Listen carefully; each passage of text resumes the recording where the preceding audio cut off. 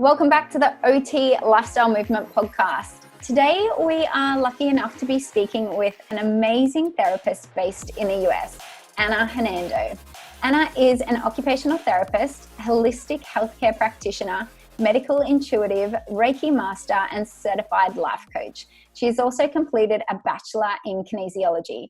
She empowers people to master their lives and their health outside of the traditional medical model. Welcome, Anna. Hi, how are you? Really good. I want to ask, is there anything that you don't do? You have got such an amazing list of I've been in OT for 23 years, so that's a long time. And so when I see people, on social media and OT groups and stuff, and they say I'm in this field, and I think I don't want to be in OT anymore. I'm like, pick another avenue. We have so many. That's one of the cool things about being OT. You can always reinvent yourself, and you can always learn new tools. I tell people all the time, when I got out of school, I feel like I had a hammer, a wrench, and a screwdriver. And now I feel like I have the whole entire distribution warehouse for Home Depot and Lowe's, which I don't know if you know what those are down there, but they're our biggest home improvement stores. So. Yeah. And that is the amazing thing about OT. Did you ever find that you were at that point where you wanted to quit or stop and do a different avenue before you found that this was possible, doing different things and exploring this more holistic health avenue?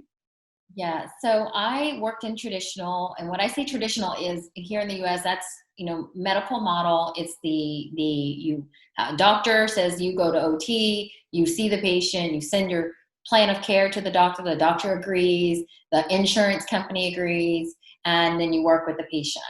And then the insurance covers the patient's services. So that's kind of like the traditional model here. And we have certain criteria that will cover. The insurance will pay for on those. And so I had been in with acute care. So in the local hospitals where you see people, you see all kinds of stuff in the acute care hospital. I worked in inpatient rehab. I worked in long-term care, so geriatric population. I did some home health, and I also did peds. And I did all this because I had kids, and I thought OT is great because I did what's called PRN, which means as needed. And I worked in all the different kinds of places that I wanted to do, as long as I could work from 9 to 2. So, because those were the times that my kids went to pre-care, right? 9 to 2, and then as long as I was home. And I got tired of that, and I got really, really passionate about sensory integration, sensory processing, and really started studying that a lot and worked in a peds clinic. And then I went to Colorado to study sensory learning process. Sensory Learning Institute does an amazing integrative treatment that was developed by a mom who she had a child that had autism. And this was 10, 11 years ago, when if you said autism, people thought you were like cussing, like,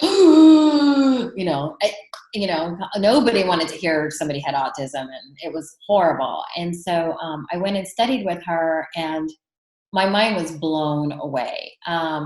That's really when I got into more frequencies, vibrations, light frequencies, just the whole bit. And because the treatment encompasses 3 modalities all at the same time. So you're really overloading the sensory system. And I did into that, and I thought, well, I'm going to make a practice with this. And I did my private practice, and it flopped. It tanked bad. I was open for 2 years, but I had a really hard time getting doctors to refer patients to me because it was an autism diagnosis.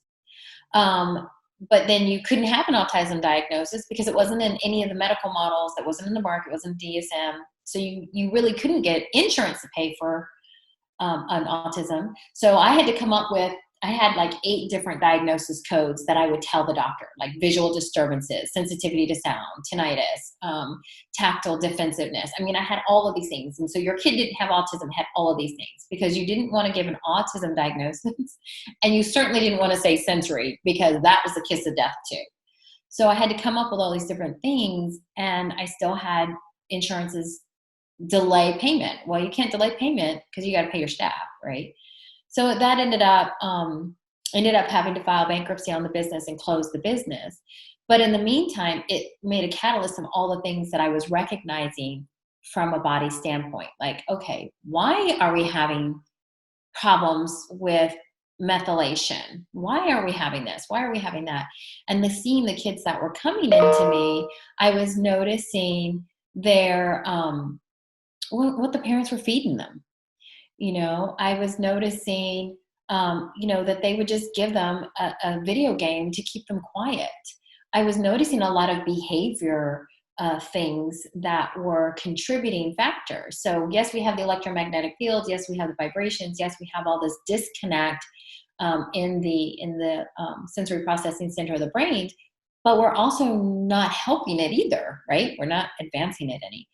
So I just started looking at that and being in that situation where I had to close my business and I went back to work at a geriatric facility and started directing there. It was the same thing. I'm noticing in the geriatric population, I'm like, how in the world are we going to help these people get better if they've got for dinner here in Texas, chicken fried steak, which, is horrible, mashed potatoes and corn. Like, there's no nutrients in there for this adult person. And oh, by the way, let's give them 12 pills to help them with their blood sugar and their memory and everything else. And it's like, they don't even have the building blocks to help that, right? So I was recognizing that I was part of the problem. I was part of the problem because I was working in a system, and I know not everybody can get out of the system, but I was working in there. But so my big change came recognizing all that. And I joined a network marketing company for nutrition. And really loved it was a vegan company, loved all the products that they were doing. But I found myself training the consultants because they didn't understand why it was important for people to have a fiber that wasn't just one product. They didn't understand why they should be selling a probiotic that had many different types of bacteria. So I found myself training them versus selling the products and building my own, network marketing company. So that's actually when I started doing wellness, because I recognized that it was just part of what we do as OTs. We break down the information very, very small into bite-sized pieces so that people can understand, and then we help them make the transition, and then we hold them accountable, right? So that's wellness coaching. Absolutely. And I love that. And I think what you said, when you said you were part of the problem, I bet there are a lot of other OTs who are listening in going, oh my gosh, yes, like I know there is another way. I know that I can be really stepping more into that health promotion model where I can be helping people with their everyday lives, doing simple activities that are health promoting rather than a step in the other direction. Yeah. And you see it all the time because therapists, they're wanting, like you see right now, okay, we have to do a cooking activity. What's a cooking activity? Well, then you automatically see other OTs recommending, well, use the microwave. No, don't use the microwave. It's easy, yes. It's safe because you can't get burned from it, but it also depletes all of the nutrients in the food. So why would I want to do that? I would want to go back with, okay, what can we eat raw? I mean, when you're doing a food prep, a meal prep, you don't have to cook the food. You can do some raw foods, and you can definitely teach a safer way of using, heating elements. Or then you start working into the adaptation part, right? This person's not safe to use an actual stove because they'll leave it on and burn the house down. Okay, then you work on other adaptations. But you don't go, let's use the microwave, because people forget the microwave does deplete our food of valuable nutrients. You are absolutely speaking my language.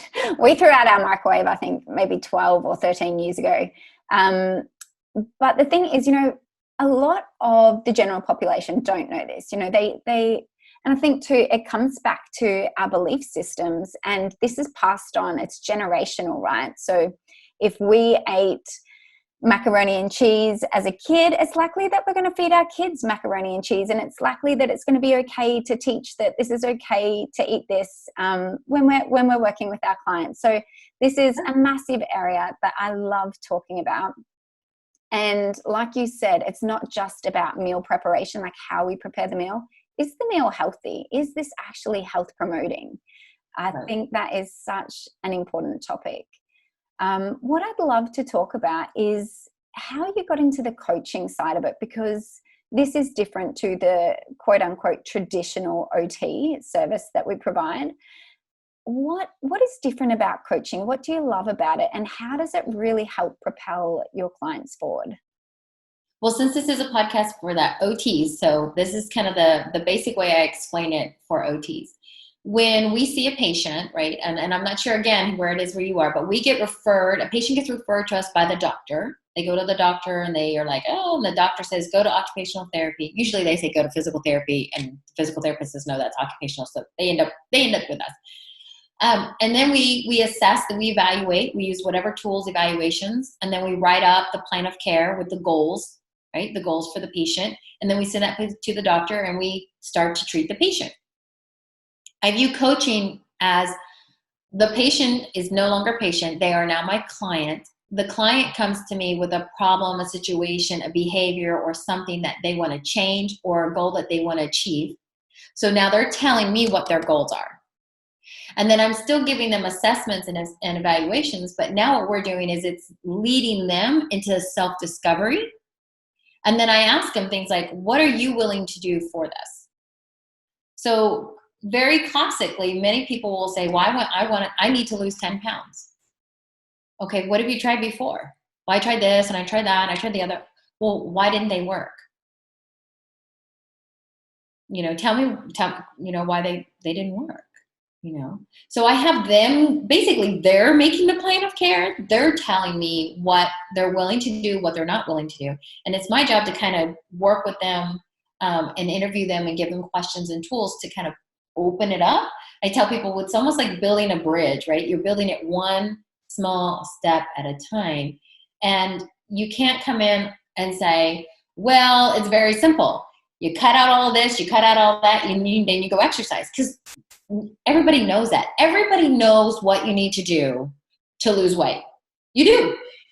You change what you eat and how you eat it, and then you burn more fuels. You burn more calories. There's nothing else in the whole world that's new than that, right? No calories in, calories out. And it's the quality of the food, right? So there's nothing new about that. So I have to ask them questions about what it is that they have hesitations, their beliefs. And that's 99.99999% is the belief systems that they have in place. I have a really hard time because, it's genetic. My mom did this, my mom did that. Well, is it genetic, or is it because you learned that from your mom, right? Or you learned that from your dad? And how badly do you want to change it? Because everything is, you can change it. Everything is changeable if we start believing and we start making those actions behind it. So that's the difference, is instead of us writing the plan of care, we're making them pretty much write the plan of care. And then I have them sign it. Instead of the doctor signing it, because it's a contract, they're signing it. This is what I'm willing to do. And oh, by the way, you're now giving me permission to hold you accountable. You're giving me permission to say, no, that's not what you said you wanted. Now it's okay if you changed your mind, but that's not what you said you wanted. And I think one of the big parts that I do love about coaching is that I can turn people away. And I have the freedom to say, I'm not the coach for you. I'm not the one that's going to help you, because I will call you out. I will say, no, why are you lying to yourself? And I love it when they go, I'm not lying to myself. Well, you're lying to me, which means you're lying to yourself. Because it doesn't matter to me. You're lying to yourself. So it's a lot of, we have to do a lot of self-esteem building and things of that nature. But what I love about coaching is that I'm actually empowering people. I feel like I am really, that whole Confucius thing of, I feel like I'm really teaching someone to fish, right? I'm not just giving them a fish. And for me, and I'm not discounting anybody that's in traditional, treatment, because you're needed. We're needed there as well, right? But for me, I was having a really hard time with saying, I'm going to treat you like this, but this is not what I believe. I was really having moral distress big time. And so I really believe in teaching someone to fish. That's what I believe. So that's what I think coaching does. We're helping somebody do that versus just, here's your fish, go get better. Absolutely. And they become the active participant in the therapy session or in the coaching session. They're not just passive. So they are learning the skills. They are doing the hard work. They're problem solving. They're working it out for themselves so that when we're not there, that they can figure out their own problems. They can work it out themselves. They've learned the tools and the skills so that they can really make a difference to their own life. Yeah. I think one of the biggest things that we do just as OTs is we give people permission. We give people permission to explore. We give people permission to make mistakes, to not get it right, to figure out a way that works for them. I tell people all the time, there's no right or wrong way. It has to be what works for you, you know? So if it's not working for you, then we need to discover what about it needs to be shifted so it can work for you. What are strategies that are going to work for you, right? Because I can give you strategies all day long, like I'm telling you. But if they're not going to apply to you and not going to work for you, then why am I giving them to you? It's pointless. Absolutely. And touching on that, so let's come back to the microwave scenario. So say, for example, like we know that a family loves their microwave. They use it every day. They're heating up the baby food. They're doing all that sort of thing. From a coaching perspective, I know, so this is hard, right? Because we don't want to impose our values onto them to some degree. But then there's that OT hat, that educational, that expert knowledge side of us that goes, well, you know what? We want to give that health promotion side. So you are living the best life you can give. How do you balance that so you're not imposing your values and you're ensuring that what education and what guidance you give is sustainable for them? Because if it's not sustainable, they'll go home and they're not likely to implement it, right? Like it doesn't fit within their own culture system. How do you balance that? Well, first, you definitely have to ask them, like, why is that an issue? What is it that they're working on, right? What are they concerned? Are they concerned about the nutritional state and well-being of their children? Now, if that is their concern, then I do have an obligation to educate them, say, okay, I understand that the microwave is so much easier and it's quicker. First, I need to let you know that people lived and managed many years without a microwave. It is possible to not use a microwave to cook. So if you're concerned about the health and well-being of your children, and that's one of the reasons why we're talking, then I want you to start to get comfortable with the idea of maybe not using it all the time. Maybe using it for one or two things versus all of your. So you just kind of you start where they are. You are an invitation to change, but you also have to beat the same consistent message, right? So, hey, if you want to use microwave, that's fine. I'm going to let you know that I have an obligation to tell you what it is doing to your food and how it really doesn't help you. But I'm happy to work with you where you are. I mean, you have to kind of let them, it's not necessarily a give and take, but in order to be an invitation, you want to be like coaxing along, right? Because if you come out and you go, you need to get rid of that microwave right away because it sucks and you know what you're doing. You're taking all the vitamins out of your kids. You're killing your kids, you know? I mean, if you come at people that way, they're going to be like, you're nuts. And they're going to leave. Right? Yeah, absolutely. So you have to it's just, that comfortable kind of thing. It's like throw rugs. It's kind of like proverbial, like the throw rugs for an OT that's in home health, right? You're always trying to get them to throw away throw rugs because they're dangerous and they're not going to throw them away right away. But if you're consistently sending the same message, letting them know, hey, I see you have your throw rugs. I understand you like them. Just remember, you can slip and fall in them. They're one of the main ways people have fall accidents in the home. If you're just kind of reminding them, one day you'll come in and they'll pick up, they won't be there anymore. That's it. And I think that's what OTs are so great at, is planting the seed. We can plant the seed, but they are ultimately the agent of change. We cannot change them. We cannot do the hard work for them. They must do it for themselves. And so that as therapists, we have to recognize in ourselves that we can give 100% of what we've got, but we are not responsible for their outcome. We really aren't if we're giving all that we have. Yeah, absolutely. So let's look at what a coaching session might look like, just to give everyone like a picture in their mind what coaching looks like. What might an initial session look like when you first have someone, you're doing maybe an initial interview or a conversation with them and setting up some goals? What does that look like? What's the flow? The way I typically run my coaching sessions is that we do have an initial interview, because in an interview, they're seeing if they want to work with me, and I'm seeing if I want to work with them. Are these people that are going to match with my type, my personality, my humor, or things of that nature? And I'm also gauging to see how committed they are. Because I don't take clients who aren't committed. I don't take people who are wishy-washy. If they're wishy-washy, I just tell them, it sounds like you've tried some things in the past, but it also doesn't sound like you're 100% ready to get started, and that's okay. And if that's where you are, I recommend, and then I'll recommend some books for them to pick up, or maybe start with a couple recipes out of this. And then when you're ready, give me a call again, right? Because they're not going to be receptive to the information. So that's first and foremost. And then as we go through, it's what are you looking for? Why do you feel like you need a coach? What's working in your life right now? What isn't working? Okay. What are you willing to commit to? What are the obstacles in your way? Okay. Who is your support group? Who do you see as your support group? Right? Because sometimes we're like, oh, my spouse. And then your spouse is the one that's over there buying the ice cream at 10 o'clock at night going, hey, babe. So they're not really in your support group when they're like that, right? So it's asking those types of questions. And then I ask them, okay, we set a long-term goal. And by long-term, it's usually about a year long. Where do you want to see yourself in a year? As you look back this date, this time next year, what do you want to say that we have achieved, that you have achieved?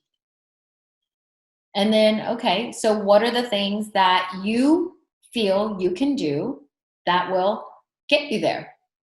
So they're creating it, right? They're the ones that are like, well, if I did this. Okay, so realistically, you just told me that you've been belonging to the gym for the last year and a half, and you only were in there the first day when you signed up the membership.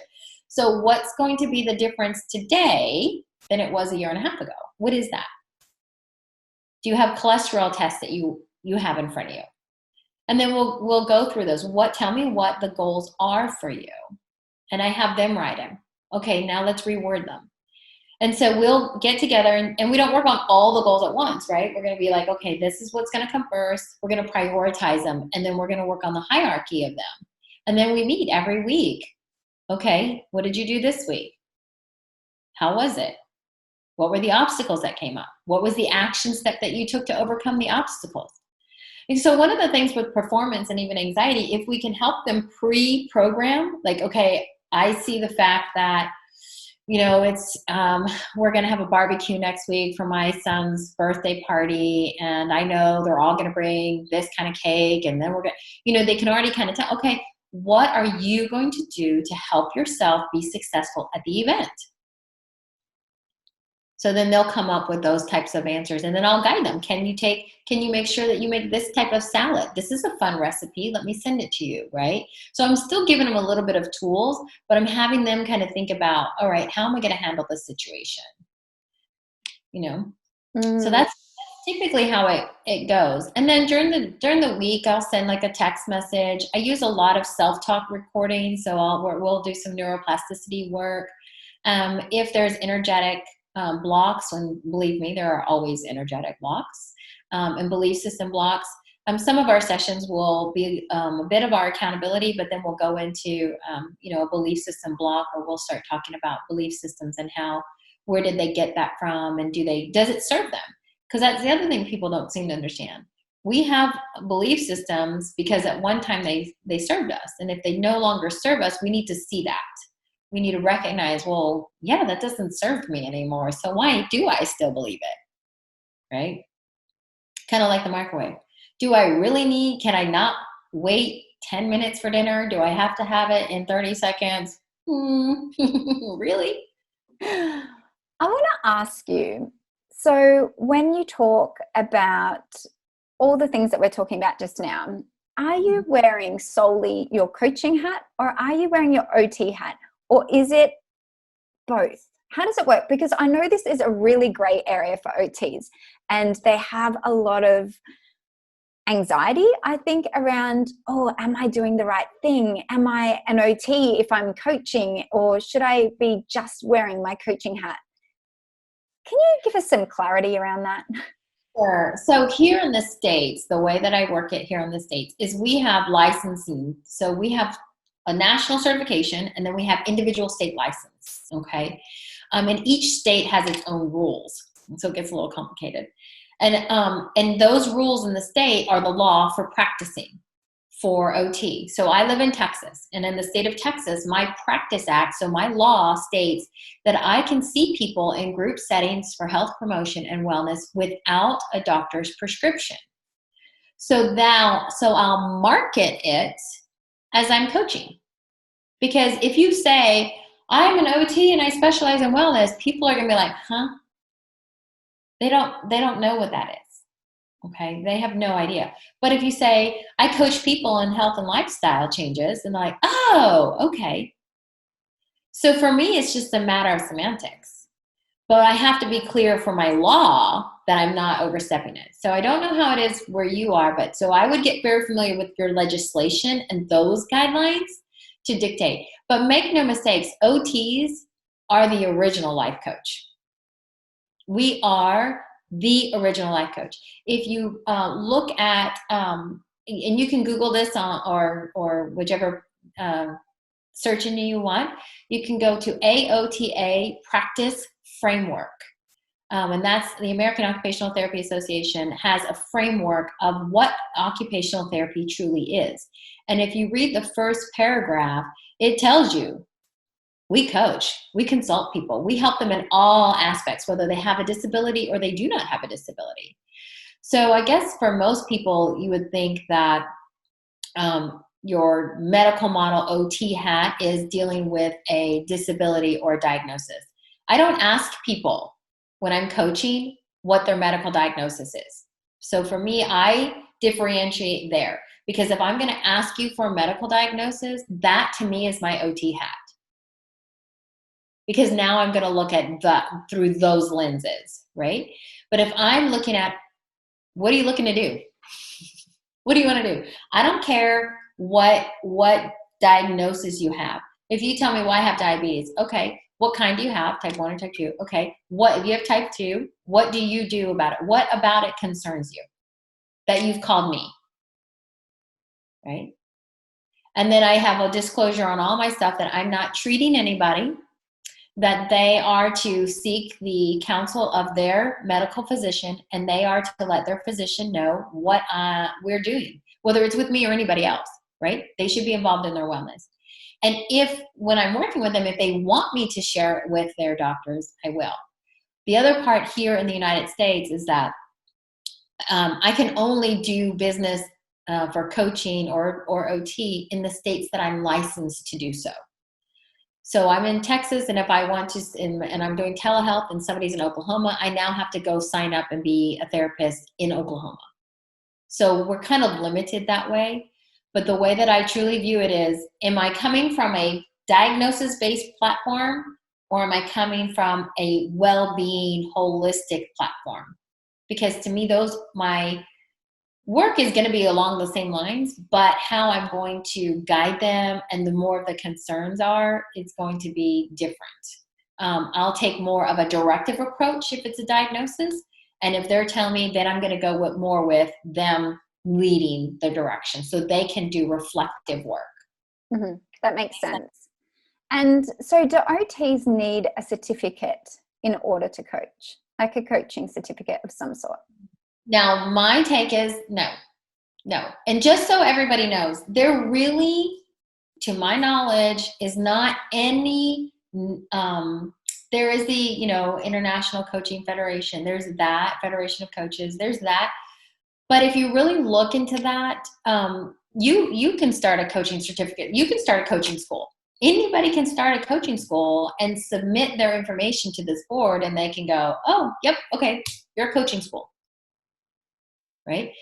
And so you don't need one. If you, here in the States, we take a national board test. So I don't know what you guys take, but if you have a massive test that you took 2, 3 years, 4 years to study for, that's going to be greater than any 3-day, 12-week coaching class that you took. We have massive amount of tools available. We have health checklists. We have foundational theories. There's actually a holistic theory. There's the model of human occupation. There's just so many that we have that we can use to help us. And then we have assessments that we're able to use. You can use the Hamilton Anxiety Scale that will help you. You can use the Duke Health Profile. So we have access to these things that we can pull in to help us. If you go to a coaching school, and I did, I'm a certified life coach, and I paid quite a couple of thousand, several $1,000s to this program, and no discount to the program. But when I was in there, I was like, I already know all this. This is everything I do. So it gave me a stamp of approval. But what's needed is we need to stand up with our certification. And I get a lot of times people say, well, what do you say when somebody asks you? And I really say to them, I said, well, I'll tell you what, I'm a national board certified occupational therapist.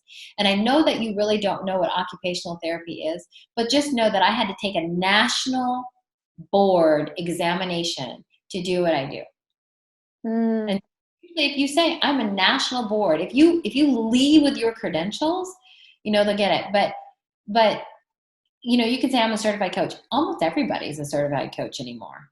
But you have to get into OT school, you got to have the test. You got to have the grades. You got to have the interview.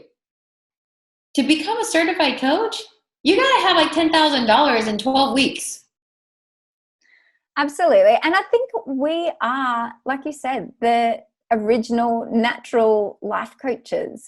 We have a lot of the skills that life coaches have, or coaches in general have. We have that empathetic listening. We have the deep listening skills, the reflective listening. We are amazing at goal setting. We are amazing at looking at other people's belief systems and taking off our own set of lenses. We build that trust and that connection with people and really help them, get them to where they want to go. So I think OTs do feel like we have this inherently in us, like it's running through our veins. And I suppose OTs just want to know whether we actually have to get another certificate and that stamp of approval to feel like, okay, well, I've done that, and now I feel more competent or confident in just saying that I provide coaching services. I think that's what it's all about. Well, and that's part of the class. I'm teaching a class, co-teaching class with Emmy Badness this fall, and that's the class we're doing. It's OT and coaching, and it's really about getting that confidence to go out and coach. And I tell people all the time, if you are looking, instead of spending money and time learning or getting a coaching certification, take that and invest it in a modality that will help you in coaching. So for example, if you are passionate about coaching people that have had an eating disorder, and you're passionate about coaching them into reclaiming their life and being more of a, being more in control and directing their life. And notice I didn't say treating their eating disorder. I said if that's the population that you are identifying with, because maybe you've had siblings that have had an eating disorder, or you had an eating disorder and you knew how that impacted you, and you had to find a purpose and a passion, and those steps that you took to do that, now you can coach somebody through that. I would encourage you to take nutritional classes for somebody that has an eating disorder, because then when they're asking you questions, you will have that knowledge. You will have that, and then it'll count towards, hopefully it'll count for your continuing education. I look at, take classes that are going to help you in no matter what area you work in, whether it's pediatrics or what have you, that can work for your OT hat and also your coaching hat. but that are going to give you that confidence to talk about that as a I guess product, if you will. Mm-hmm. Product's a great word, but yeah, product, And, even OTs who want to build that confidence in coaching, because there is a skill to it, waiting and being comfortable with uncomfortable silences and the questions, the open-ended questions that we may ask. This is something that we can upskill in as well. So not to discount like continuing education in the coaching side of it, because I think that is important as well for some people who don't feel confident in that area. Right. And you can take classes. You can still take continuing ed classes on active listening. You can still take continuing education on the interview process, right? You can still take those versus spend just getting a coaching certification. And most coaching certifications too, they're going to be self-taught. So we're going to do in our class this fall, we're going to have, time for people to actually role play and kind of and get with each other and kind of see what it feels like and what kind of questions. And then, we can get some feedback on that end. But, with OTs, yeah, you can't wait for anything to be perfect. I mean, just think about the first time you saw somebody, you've got peds. Think about the first time you saw a kiddo with club feet. Club feet, you didn't have the experience with all these people with club feet, right? You were just kind of like, okay, I got to go with what I know. I got to think on the fly. And then all the information that you knew just comes because you're in that situation, right? You didn't have to be like, okay, I need to go take a class on club foot. I need to go take, I need to look at all these different things of the foot. I got to make sure I know all the origin insertions for the ankles and the bones. And I got to get all this before I can hold on. I'll come back and go get all this information. And then, okay, now I'm ready to treat your club foot. You didn't do that, right? You went, okay, this kiddo's got club feet. What do I need to do? This kiddo, first of all, needs to build their core strength. So let's start there. Okay, now, you broke it down. You used your activity analysis and you broke it down. And then probably while you were treating that kiddo, you were like, okay, now I'm going to take this class to learn about orthotics and prosthesis for this kiddo. What's going to be needed to help with the shoes and how can I help? So you were kind of alongside. You didn't say, I got to wait till I have all the information. And that's the trap, right? Because we will never have enough information. There is always so much to learn. And I think that is the classic trap that we can fall into is I can't start unless I know everything. And that's not true at all. And the information, the other part is the information is continually changing. That's the most amazing part about it. So what we taught people about wellness, 10 years ago is different than what we're telling people about wellness now, today, right? And certainly after all of the world's events right now, next year it's going to be completely different as well. So that's the other thing about it. You're never going to have it all. You're never going to have all the information, but do you have enough? And the great thing about it is what I love is the clients that you work with, if they bring up something that you've never heard, they love it when you say, I'm going to have to look into that one. That's new to me. I'll look into that and I'll bring you some information next week. They don't go, I'm going to fire you because you didn't know what this was. They're like, oh, okay. Absolutely. Mm-hmm. Awesome. Anna, we are going to have to start wrapping things up. I could honestly talk to you all day. I have so many other questions. We might have to have a part 2. But let's head to the 3 rapid fire questions. So number 1, in one sentence, how do you describe OT? Wow. Everybody asks that question, right? So in one sentence, I say, everything that you have done to this point and everything that you desire to do in the future, I can help you with. Boom. I love it. Number 2, what's one healthy lifestyle habit listeners can implement today? Throw out the microwave. I would love it for people to throw out the microwave, let me tell you. The biggest thing that people can definitely do is definitely take vitamin D. I mean, I would tell people to take vitamin D hands down. It's the hormone, it's a vitamin. We just don't appreciate how much we need it. And I hear people all the time, well, I get in the sun. Well, you still don't have enough vitamin D. I take 10,000 international units a day, and so I think that's probably the easiest thing, because everybody can get it. Oh, but read the ingredients on your vitamin D. Make sure that it's not got corn oil in it. Okay. Yes. Very important that we're looking into what we're actually putting in our body. Because there's quality and there's quality, right? Yeah. Okay. Number 3, if you could only offer one piece of advice to OTs, what would it be? Be bold.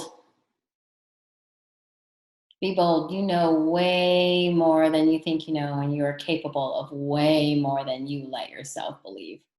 Oh, I love it. Alrighty, Anna, how can our OTs find out more about you? Where is the best place they can connect with you? Well, you can definitely connect with me on Facebook, of course. I'm trying to find a different platform, but for now, that's where it's at. I have a business page there. It's Holistic Solutions. And then you can also find me on my website. It's drana.net. So it's DOCTORANA.net. And full disclosure, I'm not a doctor. That's on my website. I'm currently working on getting my PhD. So that's a couple years away. But you know how domain names work. You got to snag them when you can snag them, right? So a full disclosure on that end. But that's also where people can find me. I'm definitely out there in social media. And if anybody's interested in the class that we talked about, they can certainly reach out to me there. But I would love to do a part 2. Or if you guys have any questions, I feel that knowledge is meant to be shared, because I certainly wish that I had somebody with all the stuff that I've learned. And I say learn through trial and error, mistakes, big mistakes, even bigger mistakes. I wish I did have somebody that was really willing to just, share it. I love it. Thank you so much, Anna. I know everyone listening will have gotten so much out of the conversation today. You are absolutely a wealth of knowledge. You've got so much there, and I know there's so much more that we need to dive deep into. So there will be a part 2. So stay tuned, everyone. All right. Love you guys all. See you, Anna. Bye.